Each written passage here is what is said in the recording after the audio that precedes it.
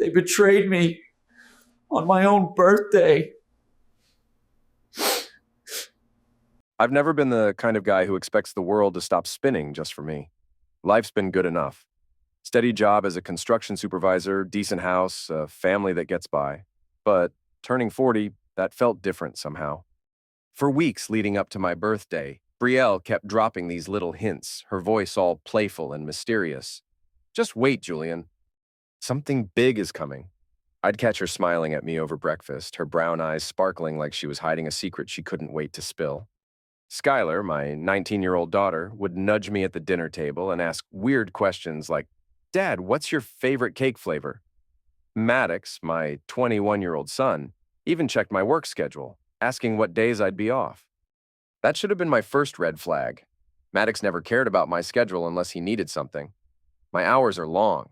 Construction doesn't wait for anyone. But I started thinking maybe they were planning something special. A surprise party, maybe a nice dinner out. I didn't need much, just a little sign they cared. I let myself hope, you know? I let that tiny spark grow in my chest, warming me during those long days on the job site.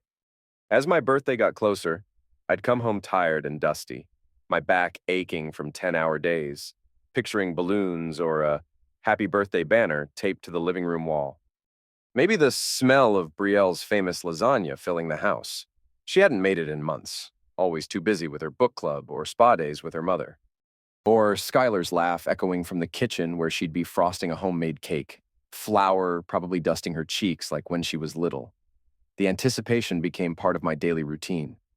I'd shower off the construction dust and check my reflection in the bathroom mirror, wondering if I looked older, if 40 showed in the lines around my eyes or the gray creeping into my beard. Brielle used to say I was aging like fine wine. Now she barely looked up from her phone when I walked through the door.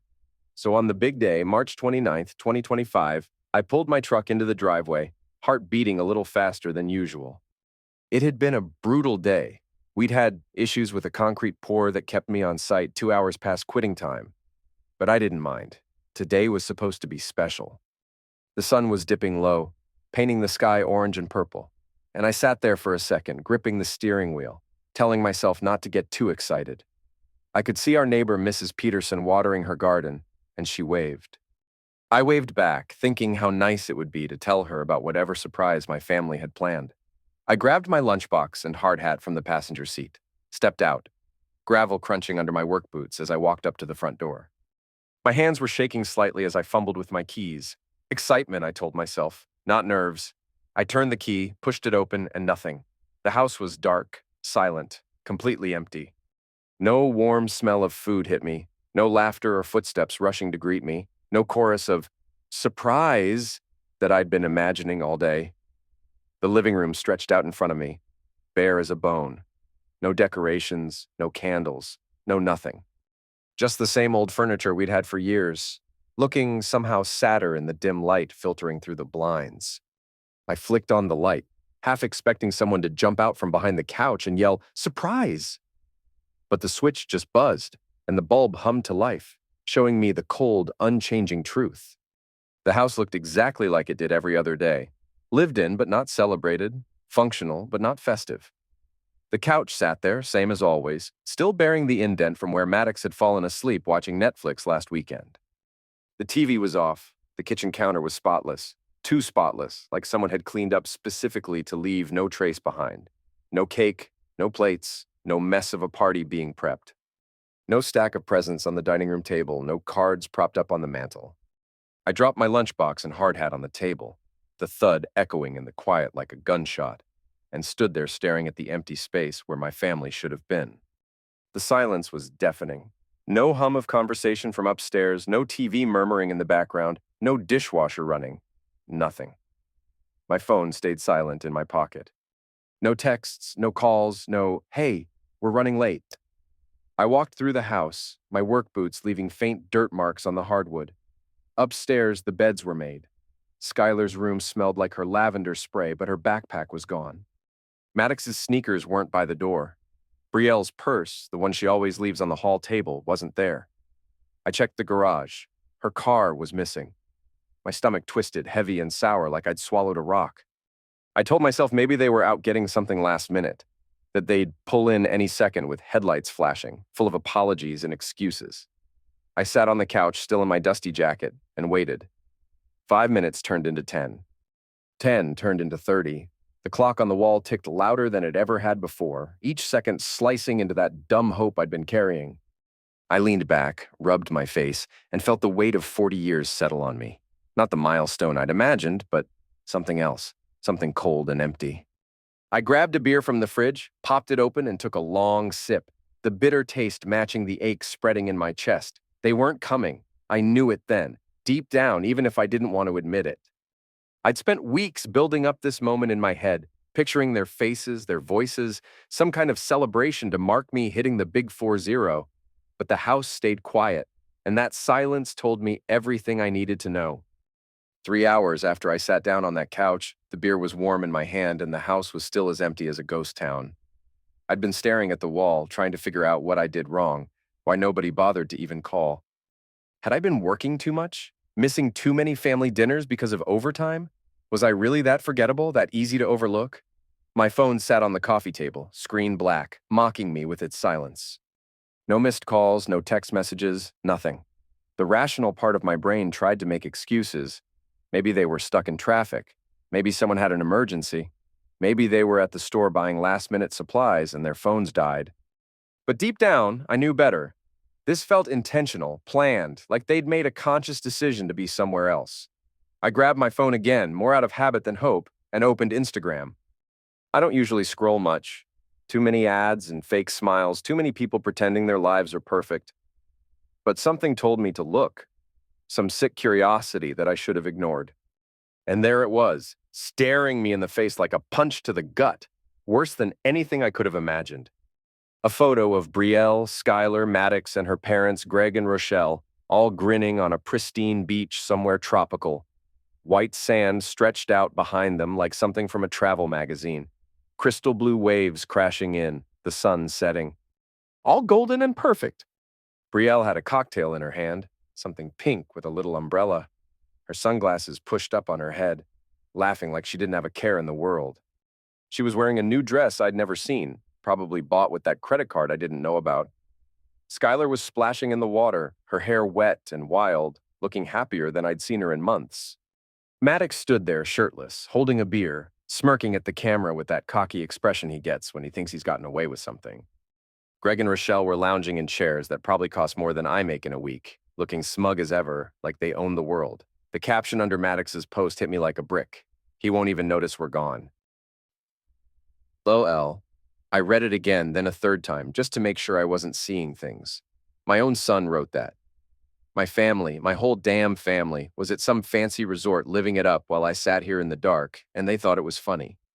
I scrolled through more posts. Skylar had a story up of her sipping a drink with a little umbrella, tagging some place called Paradise Cove Resort.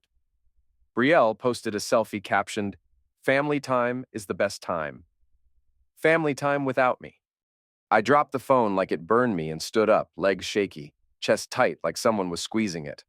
I walked to the kitchen, grabbed the bottle of whiskey from the cabinet, the good stuff Brielle got me for Christmas, and poured a glass. No ice, no mixer, just straight. I took a big gulp, the burns sliding down my throat, and leaned against the counter. They didn't forget. That's what got me. This wasn't some accident, some last-minute thing where they meant to call but didn't. They planned this. They packed bags, got on a plane, and left me behind, laughing about it like I was some joke. The next morning, I started digging. I pulled up our joint bank account online. I'm the one who usually handles the bills, keeps the numbers straight. My stomach dropped when I saw it. A $3,800 withdrawal dated 3 days ago. Cash, not a card swipe. Sneaky, like they didn't want a trail. I'd given Maddox the same amount last month for a deposit on his new apartment. He'd hugged me, said, "Thanks, Dad, you're the best." Now it looked like that money funded their little getaway. Then I remembered Brielle's emergency credit card, the one she kept statements for in a drawer in our bedroom, tucked under old tax files like I'd never bothered to check. I ripped open the latest statement. $92,000 total over a year. $1,200 at a spa, $800 at some fancy clothing store, $450 for lunch with Rochelle. The latest charges showed $4,500 at Paradise Cove Resort. This wasn't just a birthday snub. This was a whole secret life, funded by my overtime hours and weekend work. 2 days later, my phone exploded with messages. 49 total, piling up over a few hours. Brielle. Julian, where are you?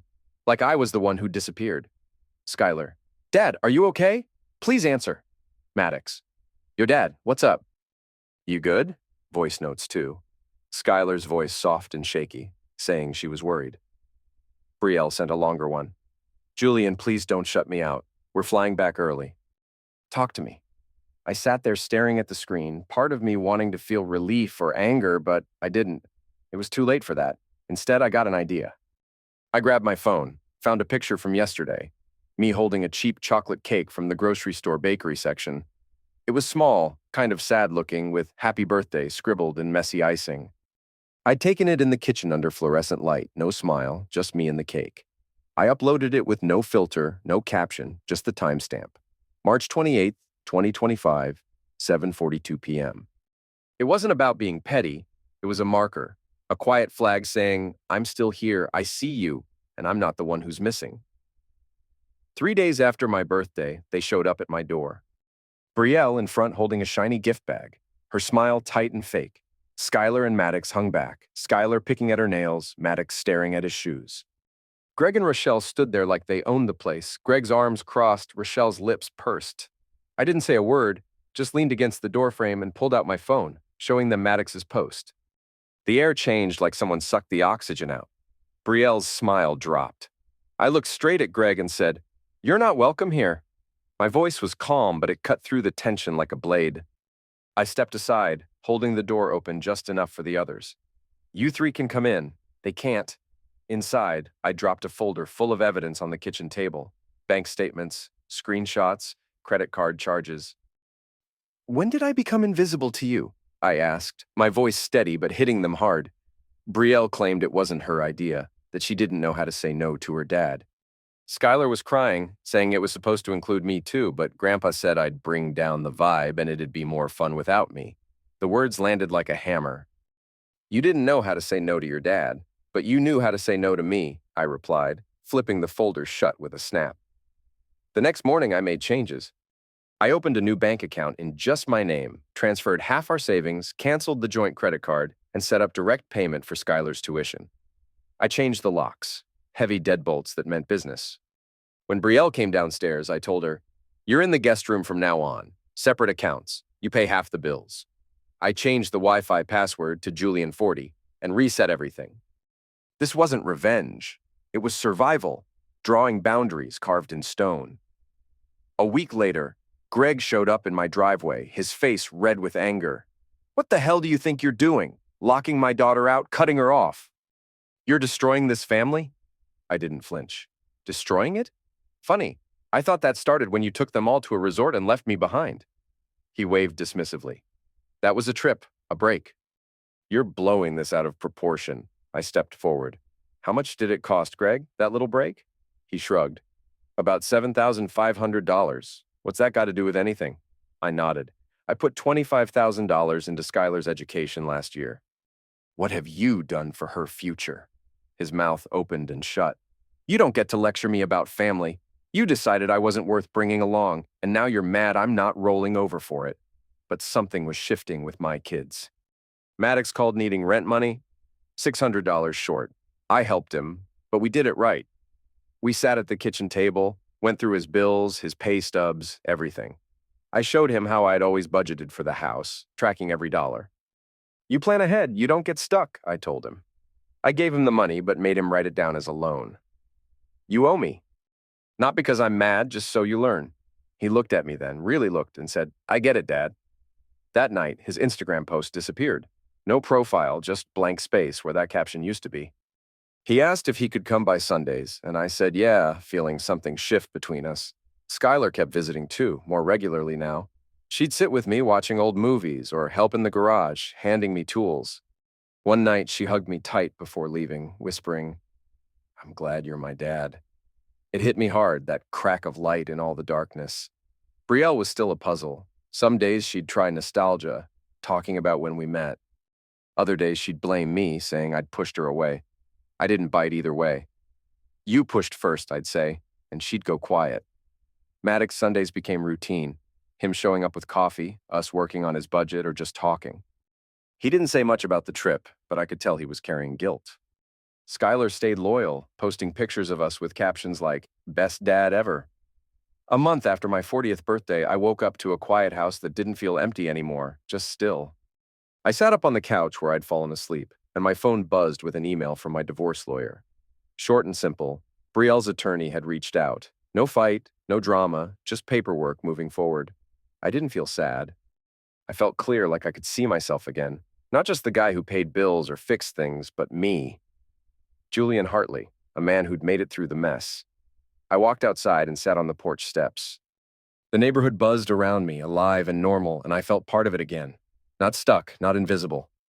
I changed my Facebook status to "It's Complicated" and thought about that night a month ago. The dark house, the whiskey, the Instagram post that started it all. It felt far away now, like it happened to someone else. 40 wasn't what I'd expected. No party, no big celebration. But it gave me something better: clarity. I could see myself now, not as the guy they forgot, but as the one who stood up and claimed his place. The divorce wasn't a loss. It was a door closing so another could open. Being seen by my kids, my friends, and most importantly, by myself, that was the gift I'd claimed. And that was enough.